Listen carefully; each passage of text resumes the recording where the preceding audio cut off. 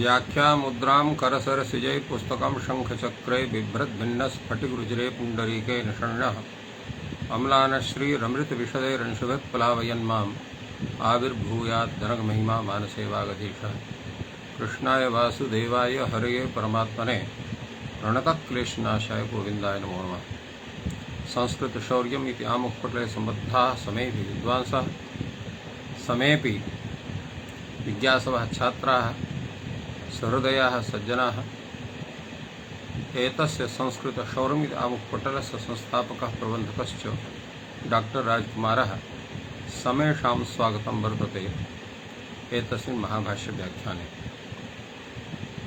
पूर्वदिने भूवादयो धातवः इति सूत्रस्य पूर्णं व्याख्यानं सञ्जातम्। अद्य उपदेशे जनुनासिक इति संज्ञा विधायकस्य सूत्रस्य व्याख्यानं प्रवर्तते। पूर्वं प्रश्नः भवति यद् भूवादयो धातवः इति सूत्रस्य अनन्तरं एतस्य उपदेशे जनुनासिक इति सूत्रस्य पाठः किमर्थं विहितः भगवता पाणिनिना इति सामान्येन काचन जिज्ञासा भवति। एतस्याः जिज्ञासायाः किं समाधानं भवेत्? यतो हि धातुसंज्ञा बोधकेन सूत्रेण सह उपदेशे जनुनासिक इति सूत्रस्य न कश्चन सम्बन्धः प्रतीयते सामान्यतया। तर्हि पौर्वापर्यविषयेऽपि काचन जिज्ञासा भवत्येव। एतस्य अनन्तरम् एतदेव किम्, अन्यत् कथं न भवतु इति प्रायः जिज्ञासा भवति। तत्र तावत् विचारणीयमस्ति। यद्यपि किमपि एतस्मिन् विषये लिखितं नास्ति ग्रन्थेषु, तथापि किञ्चित् विचार्यते। वस्तुतः तत्र संज्ञाविधायकेषु संज्ञासंज्ञिभावसम्बन्धः भवति। तेन यदा धातुसंज्ञा विधीयते, यथा भ्वादिगणे निर्णीतं ये भ्वादिगणे पठिताः सन्ति अथ च क्रियावाचिनः सन्ति तेषां धातुसंज्ञा विधीयते। तत्र एवं भूताः अनेके धातवः सन्ति ये सानुबन्धाः उपदिष्टाः वर्तन्ते। तत्र तेषाम् संज्ञा विधानाय तत्र सूत्रम् आवश्यकं भवति। यदा टु नदी समृद्धौ इति धातुः वर्तते, अत्र टु इत्यस्य संज्ञा करणीया, नदी इत्यत्र इकारस्य संज्ञा करणीया चेत् किमपि सूत्रं न भवेत् इति संज्ञा कथं स्यात् इति धिया तत्र संज्ञाया सापेक्षतया संज्ञिनः अपि ग्रहणं भवति इति कृत्वा संज्ञिनां तत्र इति संज्ञा विधानाय एतत् सूत्रं तस्य अनन्तरमेव उपदिष्टं वर्तते उपदेशे जनुनासिक। उपदेश शब्दः कीदृशः इति विषये तत्र महान् विचारः वर्तते। नागेशभट्टोपि तथैव विचारितवान्, कैयटोपि विचारितवान्, एवं भट्टो दीक्षितः अपि एतस्मिन् विषये सम्यक् विचारितवान्। काशिकाकारोऽपि तथैव व्याख्या। अत्र एवमेव हरदत्तः पदमञ्जर्यां सम्यक्तया विचारितवान्। यद्यपि समेषां प्रतिपादनं तत्र भाष्यप्रसंगे तत्र उचितं नास्ति, यतो हि तत्र अतएव अधिकः विस्तारः भवेत् इति कृत्वा सामान्यतया समेषां तत्र उल्लेखः अस्माभिः क्रियते। काशिकाकारः कथयति उपदिश्यते अनेन इति उपदेशः। भाष्यानुसारी व्याख्यानम् एतस्य वर्तते। शास्त्रवाक्यानि सूत्रपाठाखिलपाठश्च उपदिश्यते अनेन इति उपदेशः। तत्र शास्त्रवाक्यानि सूत्रपाठाखिलपाठश्च तत्र यः अनुनासिकः स इति संज्ञकः भवति इति कथनं वर्तते काशिकाकारस्य। यथा एध स्पर्ध एध वृद्धौ इत्यत्र धा घटकः आकारः अनुनासिक एवं स्पर्ध इत्यत्र धा घटकः आकारः अनुनासिक। अत्रापि अनुनासिकस्य उदाहरणत्वेन एध वृद्धौ स्पर्ध संघर्षे इति अनयोः धातोरेव कथम उल्लेखः संजातः। बहूनि एवं भूतानि उदाहरणानि सन्ति यत्र वर्णः अनुनासिकः भवति। यदि वर्णः तस्य उदाहरणमत्र दत्तं स्यात् किन्तु न दत्तं ग्रन्थकारेण, तस्य कारणमपि एतदेव वर्तते। यदि भूवादिव धातुः इत्यस्यानन्तरम् एतत् सूत्रं वर्तते तो पूर्वकृतायाः जिज्ञासायाः जागरूकत्वात् तां जिज्ञासां समाधयितुम् अत्र एद वृद्धौ स्पर्ध संघर्ष इति धातोः उल्लेखः कृतः वर्तते। अत्र सूत्रपाठः खिलपाठश्च एतस्य किं तात्पर्यम्? पाणिनेः सूत्रपाठः प्रधानत्वेन उल्लिखितः वर्तते। अतएव भाष्यकारेण कथितं सूत्रम् अधीत्यापि वैयाकरणाः भवन्ति। अतः सूत्रं व्याकरणम् इति तस्वसान्निके प्रतिपादितं वर्तते। खिलपाठश्च खिलपाठ इत्यस्य तात्पर्यं किं वर्तते? सूत्रपाठस्य उपकाराय ये पाठाः कृताः भगवता पाणिनिना ते खिलपाठाः सहायकपाठाः प्रधानपाठाश्च। तत्र यथा अत्र धातुपाठः, प्रातिपदिकपाठः, वाक्यपाठः, गणपाठः, एवमेव तत्र लिङ्गानुशासनम्, एते सर्वेपि पाठाः तत्र सहायकत्वेन गृह्यन्ते, प्रधानत्वेन गृह्यन्ते। अतएव ते खिलपाठत्वेन एतेषां तत्र विचारः कृतः वर्तते। समेषां तत्र यः अनुनासिकः तस्य संज्ञा भवति। अतएव ग्रन्थकारः कथितवान् तत्र माधवः तत्र यो अनुनासिकः स इति संज्ञा भवति इत्यर्थः। अत्र अग्रे प्रतिज्ञानुनासिक्याः पाणिनीयाः इति कथनं वर्तते। तत्र काशिकाकारस्य तस्य तात्पर्यमेव तत्र उद्घाटयति हरदत्तः। प्रतिज्ञामात्रेण समधिगम्य अनुनासिक्यं येषां ते तथोक्ताः अर्थात् अनुनासिकाः। एवं रूपेण अग्रेपि तत्र विचार्यति। प्रतिज्ञानुनासिका इति तु प्रसिद्धः पाठः। तत्र प्रतिज्ञा समधिगम्यत्वात् नासिके प्रतिज्ञा शब्दो द्रष्टव्यः। ततः समानाधिकरणपदो बहुव्रीहि तच्च प्रतिज्ञानं न अनियमेन भवति। किं तर्हि यत्र आचार्याः स्मरन्ति तत्र, अर्थात् यत्र आचार्याः पाठे एव सः अजवर्णः अनुनासिकः कथितः तस्यैव इति संज्ञा भवति। अतः एवं न यः अनुनासिकः स इति संज्ञकः भवतु एवं नास्ति। तो सूत्रकारेण तावद् विवक्षिताः सर्वे अनुनासिकाः पठिताः डुबलश् प्राप्तौ इति वत्। लेखकैस्तु संकीर्णाः लिखिताः सन्ति। तत्र स्मृतिपरम्परया निर्णेयम् एवं रूपेण तत्र हरदत्तः अपि व्याख्यातवान्। अधुना भाष्ये कीदृशः विचारः? भाष्यकारः प्रत्येकं पक्षमुत्थाय तेषां तत्र समाधानं विदधाति। अतः पूर्वम् उपदेशे जनुनासिक सूत्रे उपदेश इति किमर्थम् इति प्रथमः एव प्रश्नः भवति।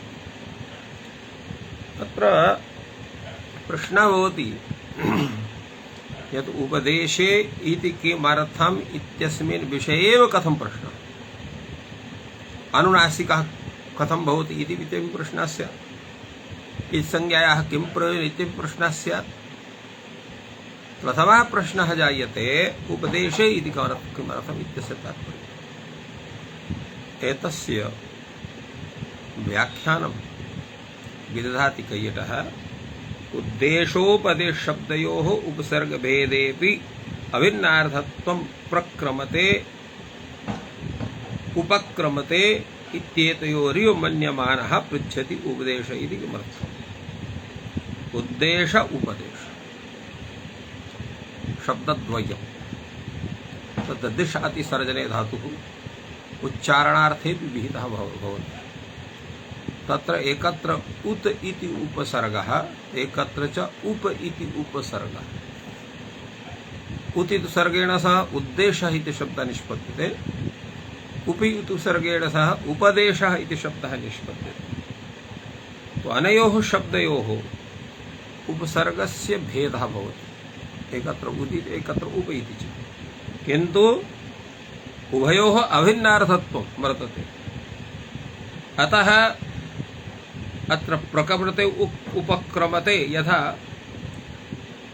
अत्र कश्चन तत्र भेदः दृश्यते अभिन्नत्वेपि, तथैव अत्रापि कश्चन भेदः भवेत्, तस्य विचारः करणीयः इति कृत्वा अत्र उपदेशे इति किमर्थम् इति प्रश्नः सञ्जातः।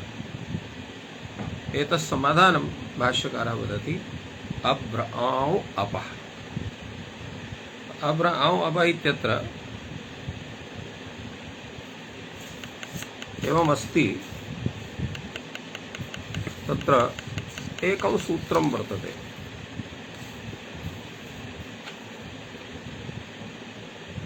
आङ्गोनासिकच्छन्दसि, आङ्गोनासिकच्छन्दसि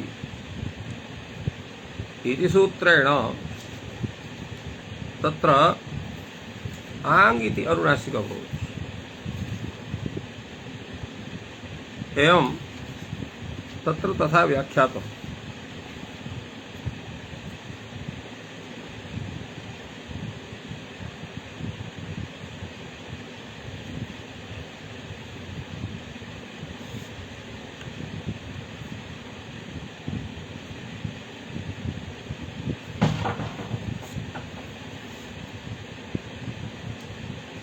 तत्र अभ्र आौ अटितः इत्यत्र आङ्गः परः अच् भवति, अटितः इति घटकः अकारः। तस्मिन् परे अत्र आङ्गः अनुनासिकत्वं भवति, आङ्गोनासिकच्छन्द इति सूत्रेण। तेन अभ्र आौ अटितः इति प्रयोगः भवति। तो अभ्र आौ अपः, अभ्र आौ अटितः, अभ्र आौ अपः इति प्रयोगः अत्र दत्तः वर्तते। आङ् यः उपसर्गः सः आङ्गोनासिकच्छन्ति सूत्रे अनुनासिकः वर्तते। तो तस्य अनुनासिकत्वात् तस्यापि संज्ञा स्यात्। उद्देशे यः अनुनासिकः तस्य मा भूत्। अत्र आौ इति उद्देशः वर्तते, उपदेशः नास्ति। अतः आौ इत्यस्य उद्देशत्वात् तस्य अनुनासिकः यद्यपि सः वर्तते, तस्य संज्ञा न भवतु। एतदर्थम् उपदेशे इति पदम् उपदेशजनुनासिकसूत्रे दत्तं वर्तते।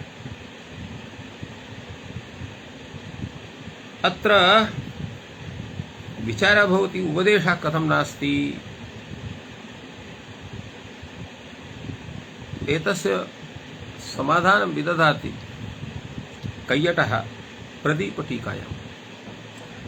अयं न उपदिष्टः, किं तर्हि आङ्गोनासिकच्छन्दसि इति लक्षणेन अन्तरतमः आङ्गः स्थाने विहितः। आङ्गः अर्थात् आङ् इत्युपसर्गे विहितः वर्तते। यदि तु आङ् आौ छन्दसि इत्यवक्षत् तदा भविष्यत् एषोऽपि उपदेशे अनुनासिकः। अर्थात् आङ्गोनासिकच्छन्दस् इत्यत्र आङ्गः आौ छन्दसि इति सूत्रविषय आङ्गस्थाने औ इति तत्र आदेशस्य तर्हि आदेशोऽपि उपदेशः भवति इति कृत्वा तस्य इति संज्ञा अत्र भवितुमर्हति किन्तु तथा नास्ति अत्र आङ्गः स्थाने औ इति निर्देशः न भवति अपि तु अनुनासिक गुणस्य आधानं तत्र क्रियते उपदेशेन आदेशेन फलतः अत्र सः तत्र उद्देशः भवति उपदेशः न भवति तस्मात् हेतोः अत्र औ इत्यत्र अवर औ अपः इत्यत्र औ इत्यस्य इत्संज्ञानं भवितुमर्हति इत्थं समाधानमत्र जातम् तत्र स्वाभाविकः प्रश्नः उद्देशोपदेशयोः समानार्थत्वात् उद्देश्य शब्दो वा भवतु उपदेश शब्दो वा भवतु उद्देशेऽपि उपदेश व्यवहारः भवितुमर्हति इति कृत्वा तत्र औ इत्यस्य अनुनासिकस्य सत्वात् तस्य संज्ञा करणीया उद्देशजन्नासिक इति सूत्रपाठेऽपि इत्थं काचन जिज्ञासा भवति कथं न इति संज्ञा अत्र जाता अत्र समादधाति प्रश्नमुखेन भाष्यकारः कः पुनः उद्देशोपदेशयोर्विशेषः अर्थात् उद्देश शब्दस्य प्रयोगः कुत्र भवति लोके एवमेव उपदेश शब्दस्य कुत्र प्रयोगः भवति इति तत्र प्रश्नः समादधाति प्रत्यक्षमाख्यानम् उपदेशः गुणैः प्रापणम् उपदेशः प्रत्यक्ष आख्यानम् इत्यस्य किं तात्पर्यम् एतस्य तात्पर्यं कैयटः कथयति प्रदीपे इन्द्रियगोचरार्थस्य यद् आख्यानं स उपदेशः इति प्रत्यक्षमाख्यानम् उपदेशः इत्यस्य तात्पर्यम् अर्थात् साक्षात् इन्द्रियैः यस्य दर्शनं क्रियते तत्र ज्ञानं क्रियते सः उपदेशः भवति प्रत्यक्षं तावत् आख्यानम् उपदेशः इति भाष्यकारः तस्य स्वरूपं ददाति गुणैः प्रापणम् उद्देशः गुणैः प्रापणम् उद्देशः गुणैः प्रापणम् इत्यस्य किं तात्पर्यं तत्र लक्षणैः गुणैः लक्षणैः प्रापणं ज्ञान यत्र ज्ञानं भवति तत्र सः उद्देशः कथ्यते यदा उपदेशः कथं भवति भाष्यकारः तस्य विषये उदाहरणं प्रस्तौति अगोज्ञाय कश्चित् गां सक्थनि कर्णे वा गृहीत्वा उपदिशति अयं गौः तत्र कश्चित् यः ज्ञानं कारयति सः कश्चन उपदेशकः कश्चित् गां सक्थिन् गाम इत्युक्ते वृषभम् अथवा तत्र सक्थनि कर्णे वा गृहीत्वा तस्य स्कन्धे तत्र यः ककुदो भवति अथवा तस्य जङ्घामादिकं वा गृहीत्वा कथयति अयं गौः अत्र प्रत्यक्षतया तत्र गोः ज्ञानं कारयति अतः अत्र चक्षुरिन्द्रियगोचरार्थस्य यत् आख्यानं गो इति व्यक्तिविशेषस्य यत् तत्र आख्यानं भवति सः गौ अनेन अत्र गोपदार्थस्य ज्ञानं भवति प्रत्यक्षतया अयं गौः इति उपदेशः भवति गुणैः प्रापणं तत्र सप्रत्यक्षम् आख्यातम् उद्दिष्टे मे गौः तो यः तत्र गोपदार्थं जानाति सः कथयति उपदिष्टे मे गौः अर्थात् गोः ज्ञानम् अस्माभिः कृतः अनेन जनेन एतस्य जनस्य माध्यमेन एवं रूपेण ज्ञानं भवति गुणैः प्रापणम् उद्देशः तद् यथा कश्चित् कञ्चित् आह देवदत्तं मे भवान् उपदिशत् उद्दिशति इद्दुषति स देवदत्तः कीदृशः इत्यस्य ज्ञानं कारयति उद्दिशतु इति भक्ति। सः तत्र वदति इहस्थः पाटलिपुत्रस्थं देवदत्तम् उद्दिश्य। इहस्थः यत्र प्रश्नः भवति तत्र स्थः, तत्र पाटलिपुत्रस्थं देवदत्तम् उद्दिश्यते। अत्र नास्ति स देवदत्तः, पाटलिपुत्रे वर्तते, तम् उपदिश्यते। अंगदी कुंडली किरीटी व्यूढोरस्कः वृत्तबाहुः लोहिताक्षः तुंगनासः विचित्राभरणः ईदृशः देवदत्तः। अनेन किम् आयातम्? तत्र बाह्यं यत् स्वरूपं तस्य वर्तते, तत्स्वरूपं देवदत्तस्य विशेषणत्वेन आख्यातम्। देवदत्तः कीदृशः? अंगदी, तत्र अंगदं धारयति तत्र बाह्वोः, कुंडली कर्णयोः कुंडलं धारयति, किरीटी तत्र शिरसि किरीटं धारयति, व्यूढोरस्कः तत्र उरः तस्य विशालं भवति।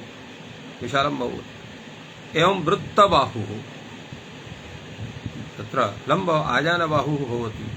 लोहिताक्षः यस्य नेत्रे सर्वदैव लोहिते भवतः। तुंगनाशः तत्र दीर्घनाशः भवति, तस्य शोभना नासिका वर्तते। विचित्राभरणः अतीव शोभनं वस्त्रं धारयति। ईदृशः देवदत्तः वर्तते, अर्थात् सम्भ्रान्तः आढ्यः कुशली देवदत्तः। एवं भूतः कश्चन जनः दृश्यते, स देवदत्तः। एवं यथा यदा उपदिशति तत्र तस्य लक्षणं वदति, तर्हि ज्ञानकर्ता कथयति उद्दिष्टो मे देवदत्तः। देवदत्तस्य यानि लक्षणानि सन्ति तानि सर्वाणि भवता कथितानि सन्ति, तैः लक्षणैः अयं देवदत्तः इति ज्ञास्यामि इत्यर्थः। एवं रूपेण सः स्वीकरोति, अतः कथयति उद्दिष्टो मे देवदत्तः। अत्र प्रत्यक्षः देवदत्तः नास्ति, देवदत्तः अन्यत्र वर्तते, ज्ञानकारयिता सः अत्र वर्तते। अतएव इहस्थः इति कथितः। इहस्थः पाटलिपुत्रः चेत् अत्रत्यः देवदत्तः भवेत्, अत्र भवेत्, तर्हि यः उपदेशः, यः तत्र यानि लक्षणानि तस्य विहितानि सन्ति तानि प्रत्यक्षतया कथितानि चेत् तर्हि उपदेशस्य। किन्तु अत्र अविद्यमानस्य जनस्य विषये यत् कथनं वर्तते तस्य लक्षणद्वारेण तद् गुणैः प्रापणं भवति। अर्थात् तत्रत्यैः गुणैः स्वरूपैः यत् आख्यानं कथनं तस्य वर्णनं वर्तते सः उद्देशपदेन वक्तुं शक्यते। तत्र उपदेश इति पदस्य तत्र व्यवहारः न भवति इति तत्र तात्पर्यम्। अत्र ईदृशः देवदत्तः इति कथ्यते। ईदृशः नाम किम्? एतैः गुणवाचकैः शब्दैः यादृशः देवदत्तः बुद्धौ प्रतीयते तादृशः देवदत्तः इत्यर्थः। अत्र विचारः भवति। कीदृशः विचारः भवति? यत् इत संज्ञायां कस्य ग्रहणं स्यात्? उपदेशस्य ग्रहणं स्यात् वा उद्देशस्य ग्रहणं करणीयं वा इति प्रश्नः। उच्यते इत संज्ञायां सर्वप्रसंगः अविशेषात्। ग्रन्थकारः वदति इत संज्ञा विषये सर्वप्रसंगः। सर्वप्रसंगः नाम उपदेश विषयेपि इत संज्ञा भवति, उद्देश विषयेपि संज्ञा भवति, इत संज्ञा भवति। कथम्? अविशेषात्, सामान्येन तथा प्रयोगस्य सत्त्वात्। इत संज्ञायां सर्वप्रसंगः भाष्यकारः व्याख्याति। सर्वस्य अनुनासिकस्य इत संज्ञा प्राप्नोति। अर्थात् सः शब्दः उद्देश विषये वा भवतु, उपदेश विषये वा भवतु, उद्देश विषये वा भवतु, सर्वत्र अनेन इत संज्ञायाः प्रवृत्तिः स्यात्। किं कारणम्? अविशेषात्। अविशेषः इत्यस्य किं तात्पर्यम्? उच्यते न हि कश्चित् विशेषः उपादीयते एवं जातीकस्य अनुनासिकस्य संज्ञा भवति। अनुपादीय माने विशेषे सर्वसंज्ञा। तत्र एवं तथा विचारणाति एवं जातीकस्य अनुनासिकस्य इति संज्ञा भवति, एवं जातीकस्य अनुनासिकस्य संज्ञा न भवति। एवं तथा कश्चन निर्देशः नास्ति। अनुपादीय माने यदा तत्र विशेषस्य उपादानं नास्ति तर्हि उद्देशस्थस्यापि अनुनासिकस्य संज्ञा भविष्यति, उपदेशस्थस्यापि अनुनासिकस्य संज्ञा भविष्यति। एवम् अत्र विचार्यते। प्रश्नः भवति किमुच्यते अनुपादीय माने विशेष इति? कथं नाम उपादीयते यद् उपदेशे इत्युच्यते? भवान् कथयति अनुपादीय माने विशेषे सर्वप्रसंगः इति कथं तु शोभते। अधुनैव भवता उपदेशे जनुनासिक इति सूत्रं कथ्यते। पुनः कथ्यते अनुपादीय माने विशेषे तु उपदेशे अत्र तु इति उपदेशे इति शब्दास्त्र वर्तते। उपदेशे यः अनुनासिकः तस्य संज्ञा भवतु, उद्देशे यः अनुनासिकः तस्य संज्ञा मा भवतु। एवं रूपेण प्रतीतिः स्वयमेव भवति। कथं भवान् वदति अत्र विशेषस्य निर्देशः नास्ति इति उच्यते? तत्र लक्षणेनापि हि उपदेशः, लक्षणेनापि तत्र उपदेशः भवति। तात्पर्यं किम्? केवलं प्रत्यक्षं यस्य आख्यानं भवति स एव उपदेशः न भवति। यत्र गुणैः प्रापणं भवति तत्रापि उपदेश इति पदस्य व्यवहारः दृश्यते लोके शास्त्रे च। क्यों? कथं? संकीर्णौ उद्देश उपदेशौ, अर्थात उपदेश विषयेपि उद्देश शब्दस्य प्रयोगः दृश्यते। तत्र उद्देश विषयेपि उपदेश शब्दस्य व्यवहारः भवति। अर्थात यत्र उपदेश पदस्य व्यवहारः करणीयः तत्र उद्देश शब्दस्य व्यवहारः भवति।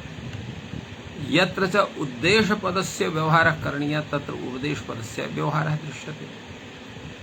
अनेन ज्ञायते सामान्य विवेचने उद्देशोपदेशयोर अविरोधः लोके एवं भवति। यदा अविरोधः तर्हि उपदेशपदेन उद्देशस्यापि ग्रहणं स्यात्, उपदेशस्यापि ग्रहणं स्यात्। तर्हि उपदेशे इति पदस्य कथनमेव व्यर्थः। संकीर्णौ उद्देशो उपदेशौ प्रत्यक्षमपि आख्यानम् उद्देशः गुणैः प्रापणम् उपदेशः भवति। एवं रूपेण अत्र उभयोरभेदः दृश्यते। तत्र प्रश्नः भवति केवलं कथनेन इत्थं न साधयितुमर्हति भवान्। तादृशः कश्चन प्रयोगोऽपि भवेत् लोके यत्र उपदेश विषये उद्देश शब्दस्य प्रयोगः दृश्यते। एवं तर्हि भाष्यकारः तथा प्रयोगान् प्रस्तौति। प्रत्यक्षं तावत् आख्यानम् उद्देशः दृश्यते। तथा कश्चित् कञ्चित् आह अनुवाकं मे भवान् उद्दिशतु। स कथयति अनुवाकं भवान् मे उद्दिशतु। अनुवाकस्य उद्देश्य तत्र उपदेशं करोति इति विषये उद्दिशतु कथयति, अर्थात उपदिशतु इति विषये उद्दिशतु इति कथयति। स तस्मै अयम् आचष्टे इखेत्वेकम् अधिश्व शन्नो देवी यकम् अधिश्व। अत्र एवं तत्र कथयति। तत्र एकः शब्दः अत्र समागतः, सः शब्दः भाष्यकारेण अत्र प्रयुक्तः वर्तते। तस्य विषये तत्र कश्चन विचारः करणीयः भवति।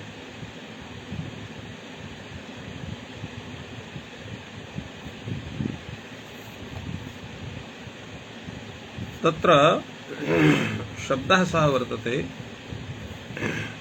यत् ईखेत त्वकम,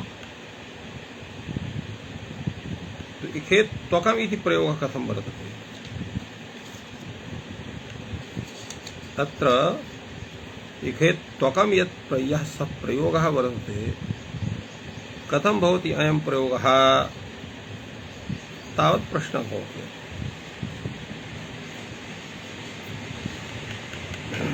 अत्र एकं सूत्रं वर्तते, गोषदादिभ्यो वुन् इति सूत्रम्। एतत् सूत्रं कथयति मत्वर्थेऽपि अयं मत्वर्थे अध्यायानुवाकयोः, यत्र अध्यायस्थः शब्दः अनुवाकस्थः शब्दः वर्तते, तत्र मत्वर्थेऽपि वुन् प्रत्ययः भवति। इखेत्वोर्जेत्वा इति मन्त्रः भवति। तत्र इखेत्वा इति अनुवाकस्थः शब्दः, तस्य शब्दस्य विषये अत्र स्वार्थे गोषदादिभ्यो वुन् इति सूत्रेण वुन् प्रत्ययः भवति। इखेत्वा गु योर्नाक इत्यस्थाने अक् इति आदेशः भवति, इखेत्वा अक् इति भवति। अत्र त्वा घटकस्य आकारस्य अत्र इत्संज्ञायां जातायां वर्णसम्मेलने चक्रते सति इखेत त्वक इति भवति, स्वादिकार्ये सति इखेत त्वकम्। एवमेव अग्रे वर्तते शन्नो देवीयकम्, तो शन्नो देवीरभिष्टये, अत्रापि तथैव शन्नो देवीयकम्, अत्रापि वुन् प्रत्यये कृते सति तादृशं रूपं निष्पद्यते। अर्थात यस्मिन् अनुवाके इखेत्वा इति आदौ भवति तद् घटितः यः अनुवाकः, सः अनुवाकः इखेत्त्वकम् इति कथ्यते। एवं शन्नो देवीरभिष्टया अपो भवन्तु पीतये संयोर्विस्रवन्तु नः इति मन्त्रः यस्य अनुवाकस्य आदौ वर्तते, सः अनुवाकः शन्नो देवीयकम् इत्यनेन तस्य अनुवाकस्य ग्रहणं भवति। अनुवाकं मे भवान् उद्दिशतु इति स तस्मै आचष्टे इखेत्त्वकम् अधीष्व शन्नो देवीयकम् अधीष्व एवं रूपेण वक्ति। सः तस्य अनुवाकस्य ज्ञानं विधाय कथयति उद्दिष्टे मेऽनुवाकः तम् अधेष्ये एवं रूपेण वक्ति। यद्यपि यत्र मन्त्राणाम् उपदेशः भवति इति कृत्वा उपदिष्टो मे अनुवाकः इति कथनीयम्। उपदिष्टे मेऽनुवाकः इत्यस्मिन् विषये उद्दिष्टो मेऽनुवाकः इति कथनं कथं भवति तस्य? अनेन प्रतीयते यत्र उपदेशपदस्य व्यवहारः करणीयः तत्रापि उद्दिष्ट इति पदस्य व्यवहारः जायते। एवमेव अन्यदपि उदाहरणं वर्तते, गुणैश्च प्रापणो उपदेशः भवति। तद् यथा कश्चित् कञ्चित् आह ग्रामान्तरं गमिष्यामि पन्थानं मे भवान् उपदिशतु। तत्र ग्रामान्तरम् अन्यत् ग्रामं गमिष्यामि इत्यर्थः। अन्यं ग्रामं गमिष्यामि, अन्यं ग्रामः ग्रामान्तरः, अत्र ग्रामान्तरम् अर्थात् तत्र अन्यं ग्रामं गमिष्यामि इति रूपं वर्तते। पन्थानं व्यवहार उपदिशो, तर्हि उपदेशशब्दस्य व्यवहारः भवति। स तस्मै आचष्टे, यं पृच्छति सः कथयति अमुस्मिन् मार्गे हस्तवामः, अस्मिन् मार्गे तत्र तत्र अमुस्मिन् अवकाशे हस्तदक्षिणः गृहीतव्यः, अमुस्मिन् हस्तवामः। यदा वयं तत्र पन्थानं दर्शयामः, अग्रे गत्वा तत्र वामहस्ते यः मार्गः सः मार्गः आश्रयितव्यः। अग्रे गत्वा पुनः तत्र दक्षिणमार्गः दक्षिणः पन्थाः गृहीतव्यः एवं रूपेण उपदिशामः। तथैव अत्रापि उपदिशति यद अमुस्मिन् अवकाशे हस्तदक्षिणः गृहीतव्यः, अस्मिन् अवकाशे हस्तवामः। अत्र वस्तुतः तत्र साधनेन तस्य तत्र तत्र वामहस्तेन तत्र वामहस्तः ग्राह्यः दक्षिणहस्तः ग्राह्यः एवं रूपेण यत् कथयति तत्र साक्षात् उपदेशः नास्ति तस्य, अपितु गुणैः एव तत्र तस्य प्राप्तिः दर्शिता। फलतः अत्र सगुणैः प्राप्यमाणम् आह उपदिष्टो मय पन्थाः, स यस्य उपदेशः कृतः स कथयति उपदिष्टो मय पन्थाः। एवं यत्र उपदेश शब्दस्य व्यवहारः करणीयः भवति तत्र उद्देश्य शब्दस्य प्रयोगः कृतः, यत्र उपदेश शब्दस्य व्यवहारः करणीयः तत्र उद्देश्य शब्दस्य व्यवहारं करोति। अनेन ज्ञायते यत् उपदेश शब्दः उद्देश्य शब्दः एतौ द्वौ अपि शब्दौ तत्र विपरीतार्थेपि तत्र स्वविपरीतार्थे तत्र तेषां प्रयोगः भवति। फलतः उभयोः अत्र संज्ञाविषयग्रहणं भवति, उपदेशस्यापि ग्रहणं भवति उद्देशस्यापि ग्रहणं भवति, अनेन प्रतीयते। अत्र पुनः अपि विचारः करोति एवं तर्हि कार्याभावात् अत्र इत संज्ञा न भविष्यति, यतोहि अत्र इत संज्ञायाः किमपि प्रयोजनं नास्ति, प्रयोजनस्य अभावात् अत्र इत संज्ञा अपि न करणीया। कुत्र अभ्र आम् अपाहितम्, तर्हि इत कार्याभावात् तर्हि कार्याभावात् अत्र इत संज्ञा न भविष्यति, अत्र किमपि कार्यं नास्ति प्रयोजनं नास्ति, तो प्रयोजनम् अनुद्दिश्य मन्दोऽपि न प्रवर्तते। यदा इत संज्ञायाः प्रयोजनं नास्ति तर्हि अभावः अटितः इत्यत्र इत संज्ञा अपि न भविष्यति। तत्र स्मारयति ननु भवान् तस्य लोपः इति सूत्रं वर्तते, यस्य इत संज्ञा तस्य लोपः भवति, तर्हि लोप विधान रूपं यत् प्रयोजनं तत् प्रयोजनं तत् स्यादेव। कथं भवान् कथयति कार्याभावात् इति संज्ञा न भवति। उच्यते अकार्यं लोपः, लोपः तस्य कार्यं नास्ति, यत् तर्हि इत्थं कथं वदति भाष्यकारः यदि अकार्यं लोपः, तस्य कारणम् इत्थं वर्तते चेत् इत संज्ञायाः प्रयोजनं लोपः अभिमतः स्यात् तर्हि आंगो अनुनासिकश्छन्दसि इत्यत्र आंगो लोपः छन्दसि इति सूत्रं स्यात्। तथा द्रविण प्राणायामापेक्षया साक्षात् तथा प्रयोगः करणीयः स्यात्। आंगो अनुनासिकश्छन्दसि इत्यत्र आंगो लोपः छन्दसि इति सूत्रं स्यात्, किन्तु तथा सूत्रं न कृतं वर्तते। अनेन ज्ञायते यत् इत संज्ञायाः मुख्यं प्रयोजनं तत्र अनुनासिकस्य मुख्यं प्रयोजनं इत संज्ञा नास्ति। इह शब्दस्य द्व्यर्थः उपदेशः वर्तते, शब्दस्य यः उपदेशः भवति तस्य प्रयोजनद्वयं भवति। कार्यार्थः भवति उपदेशः श्रवणार्थो, कार्यार्थः तत्र भिन्नस्य कार्यस्य विधानाय संज्ञोद्देशकं यत् कार्यं तत् कार्यं भवेत् इति कृत्वा तत्र इत संज्ञायाः तत्र विचारः भवति। श्रवणार्थो वा तस्य श्रवणं भवतु एतदर्थापि तत्र इत संज्ञायाः प्रयोजनं भवति।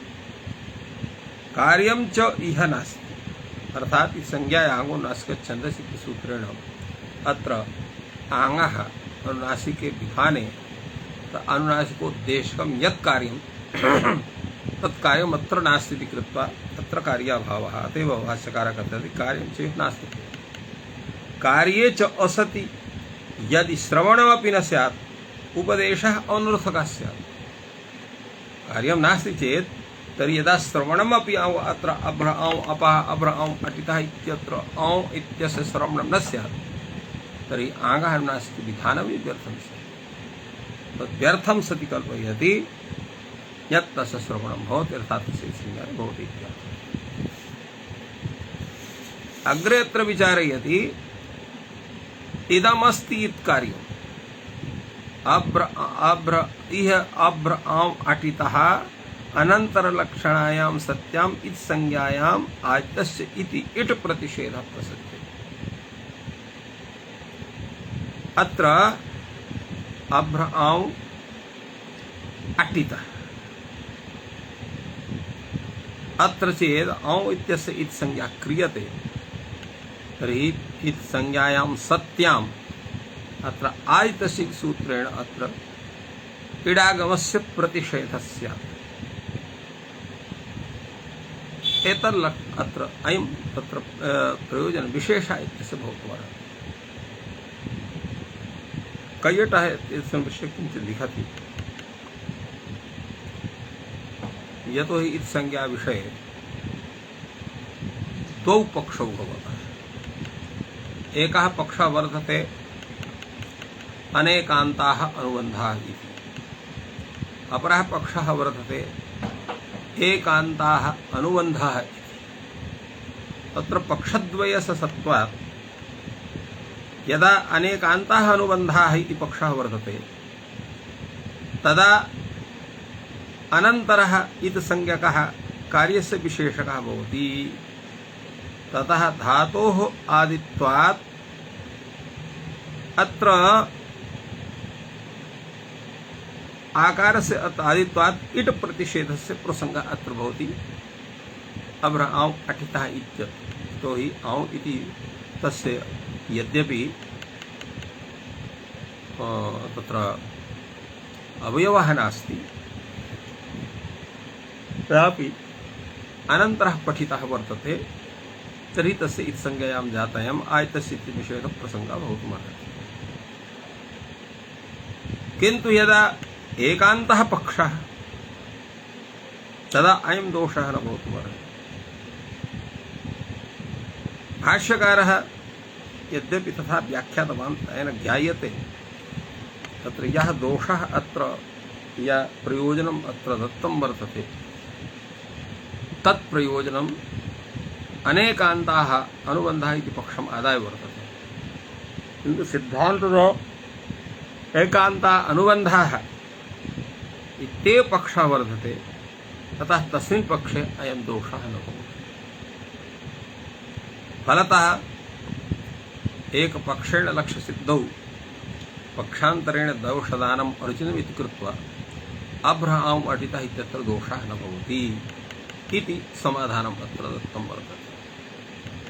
नागेशभट्टकृतः भाष्यकारः तत्र भट्टः नागेशभट्टः लिखति ये अनुबन्धः एकान्तः इत्यस्यैव न्यायतया वक्ष्यमाणत्वात् न्यायतया तत् तर्कसङ्गततया उच्यते। अत्र किञ्चित् अनन्तरः विचारः भवति। सिद्धं तु उपदेशे उपदेशने अनुनासिकवचनः। यद्यपि अयं पक्षः सिद्धान्तपक्षः नास्ति तथापि कथयति तदेव करणघयन्तस्वीकारे एव एतेषाम् उपदेशपदेन ग्रहणं भवितुमर्हति इति कृत्वा सिद्धं तु उपदेशने अनुनासिकवचनात् इति सूत्रस्वरूपं स्वीकरणीयम्। उपदेशे जनुनासिक इत्यस्य स्थाने उपदेशने नानुनासिक जित् इति सूत्रं स्यात्। अत्र भाष्यकारः व्याख्याति सिद्धमेतत् एतत् सिद्धं भवति। कथम् उपदेशने यः अनुनासिकः स इति संज्ञः भवति इति वक्तव्यम्। उपदेशने उपदेशनावस्थायां यः कश्चन अनुनासिकः तस्य इति संज्ञा भवति इति कथनीयः। प्रश्नः भवति किं पुनः उपदेशनम् उपदेशन इति पदेन कस्य ग्रहणं कर्तुं शक्यते? भाष्यकारः कथयति शास्त्रम्। एतस्य तात्पर्यं कैयटः कथयति तेन शास्त्रे यः उच्चारितः अनुनासिकः स इति संज्ञा इत्यर्थः। यः कश्चन उच्चारितः भवति शास्त्रे सः चेत् अनुनासिका तस्य इत्संज्ञा भवति। अत्र शास्त्रे इत्यस्य किं तात्पर्यम्? अथ च अत्र यद् व्याख्यानम् अत्र कथितं कैयटेन शास्त्रे यः उच्चारितः अत्र उच्चारितः शब्द कथम् आगतः? नागेशः एतस्य व्याख्यानं कथयति उच्चारितः इत्याध्याहारः, उच्चारितः इत्यस्य अध्याहारः।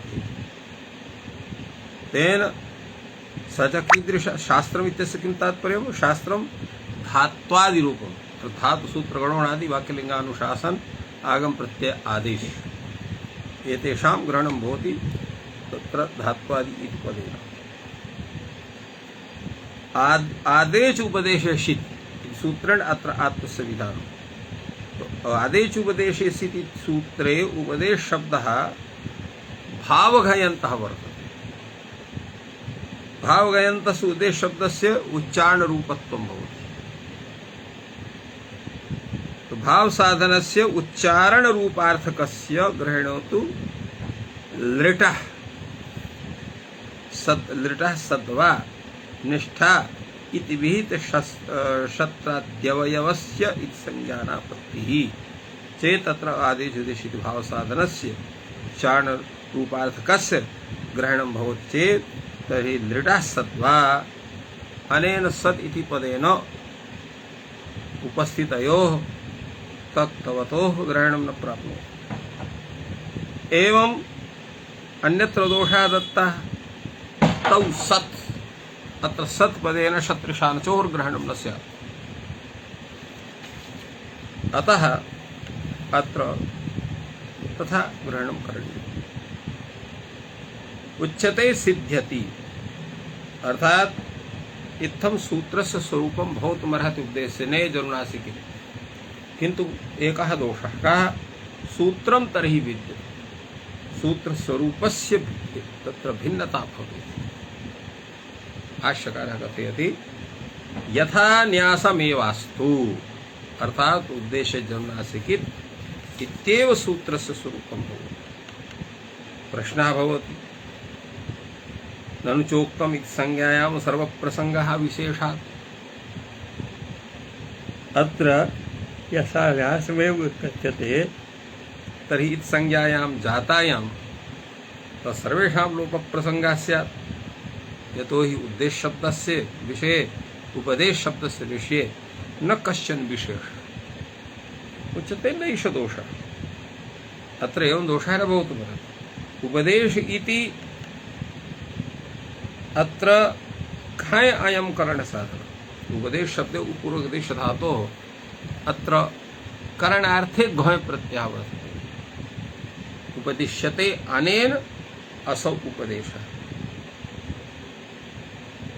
तत्रोच्यते यदा करणसाधने क्रियते तर्हि करणे घञ् दुर्लभः न भवतुमर्हति घञ् प्रत्ययः न सिद्ध्यति। तदं परत्वाल्लुट् प्राप्नोति, अर्थात घञ् प्रत्ययं परत्वात् प्रवाद्य अत्र लुट् प्रत्ययस्य विधानं स्यात्। लुट् प्रत्ययस्य विधानसत्वात् अत्र उपदेशने जनुनासिकित्येव सूत्रं स्यात्। उच्यते न ब्रूमः अकर्तरि च कारके संज्ञायाम् इति किं तर्हि हलश्च इति। अर्थात अकर्तरि कारके च संज्ञाम् इति सूत्रेणैव अत्र घञ् प्रत्ययः यद् उच्यते तन्नो अत्र तु हलस्य इति सूत्रेण घञ् प्रत्ययः भवति। तेन भवतः यः तर्कः वर्तते यत् एतस्मिन् विषये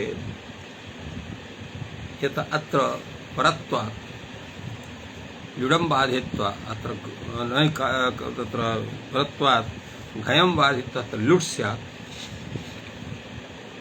अत्र परत्वात् लुट् प्राप्नोति भवान् वदति तत् समीचीनं नास्ति। उच्यते न ब्रूमः अकर्तृकारके इति संज्ञाम् इति अपितु हलश्च इति अनेन सूत्रेण अत्र भवति।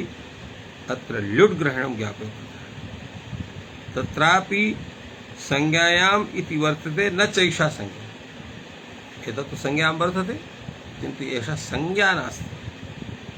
कथम प्रायवचनात् संज्ञायामेव स्यात् अत्रोच्यते यतो हि प्रायः इति कथनं वर्तते यतो हि अरस्त हरस्य इति सूत्रं वर्तते हलस्य इति सूत्रेण अत्र स्यात् बाधत्वात् तत्र लिटं बाधित्वा इति भवान् कथयति किन्तु हलस्य सूत्रेऽपि संज्ञायाम् इति वर्तते एषा काचित् संज्ञा नास्ति तर्हि कथं तथा भवितुमर्हति उच्यते तत्रापि संज्ञायाम् इति वर्तते न चैषा संज्ञा इति यत् कथनं भवति आक्षेपो भवति तस्मिन् विषये भाष्यकारः भवति प्रायवचनात् संज्ञामयमपि भविष्यति यतो हि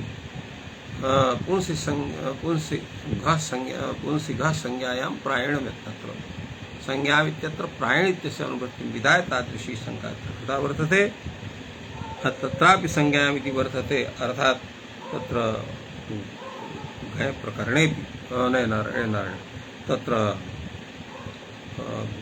एवं अत्र घय प्रत्ययस्य विधान विषयेपि एषा चर्चा क्रियते यत् पुंसि संज्ञायां घः प्रायण इति सूत्रात् अत्र संज्ञाम् इत्यस्य प्रायण इत्यस्य अनुवृत्तिर्जायते हलस्यादि सूत्रेषु तेन संज्ञायां प्रायण इति तत्र व्याख्यानं भवति प्रायण संज्ञायां प्रायण भवति क्वचित् असंज्ञायां भवति इत्यर्थः तेन अत्र स्यात् अत्र प्रायः संज्ञायां स्यात् अत्र प्रश्नः भवति प्रायवचनात् संज्ञायां स्यात् वा न वा प्रायवच केवल संज्ञायां स्यात् अन्यत्र स्यात् वा अथवा प्रायेण असंज्ञायां स्यात् अत्र पक्षद्वयम् उपतिष्ठति उच्यते न हि उपाधिर्भवति विशेषणस्य वा विशेषणं तदुपाधेः कश्चन उपाधिर्न भवति विशेषणस्य किमपि विशेषणं न भवति इति कृत्वा अत्र तादृशम् एव स्वरूपम् एतस्य ग्राह्यं तो प्रायवचनात् संज्ञायामेव स्यात् वा न वा न हि उपाधिर्भवति विशेषणस्य वा विशेषणं विशेषणस्यापि विशेषणं किञ्चित् भवति यथा उपाधिर्न भवति एवं अत्र विचारः कश्चन सञ्जातः संज्ञाम् इत्यस्मिन् विषये अत्र नागेशभट्ट प्रदीपकारः प्रतिपादयति प्रत्ययस्य विधेयत्वात् प्राधान्यात् प्रायग्रहणं प्रत्ययेनैव संबध्यते न तु गुणेन संज्ञया अर्थात् प्रत्ययस्य विधेयत्वात् प्रत्ययः तत्र विधेयः भवति प्राधान्यात् प्राधान्यं भवति प्रायग्रहणं प्रत्ययेनैव संबध्यते प्रायग्रहणात् प्रत्ययेनैव तत्सम्बन्धः स्यात् न तु गुणेन संज्ञया इत्यर्थः उपाधि विशेषणयोश्च वाचकत्व वाच्यत्वभ्यां विशेषः अत्रापि कश्चन विशेषः भवति तथा हि धृति हरिः इति प्रत्ययेन धात्पशु कर्ताभिधीयते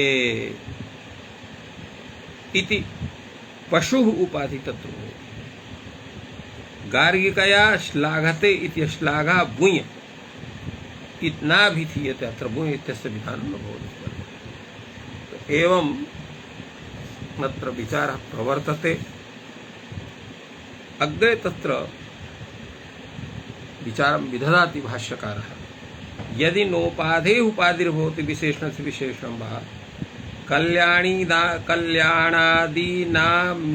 कुलटायावत् इति इनं विभाषा न प्राप्नोति यदि उपाधिर्न भवति विशेषणस्य विशेषणं न भवति तर्हि कल्याण्यादीनाम् इनं इति यत् सूत्रं वर्तते एवं कुलटाया वा इति सूत्रं वर्तते तो अत्र कल्याणादीनाम् इनं इति यत् सूत्रं वर्तते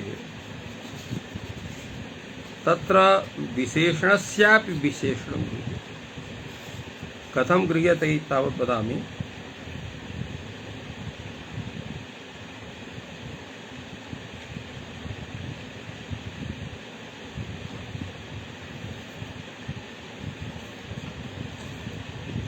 अत्र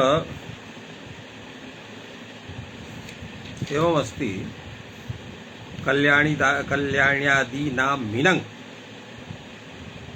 कल्याण्यादिगण पठितानां प्रातिपदिकानाम् इनगादेशः स्यात् ढक् च कल्याणिनेयः बान्धकिनेयः इत्यत्र उदाहरणं तद्धितप्रकरणे दर्शितम्।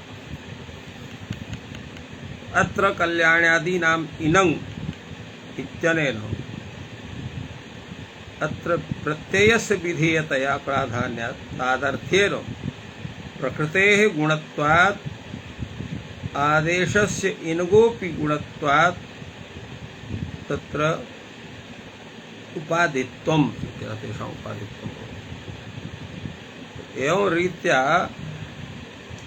अत्र इत्थम् आयातं प्रत्ययस्य विधेयतया प्राधान्यं भवति, तदपेक्षया प्रकृतेः विशेषणत्वं जायते।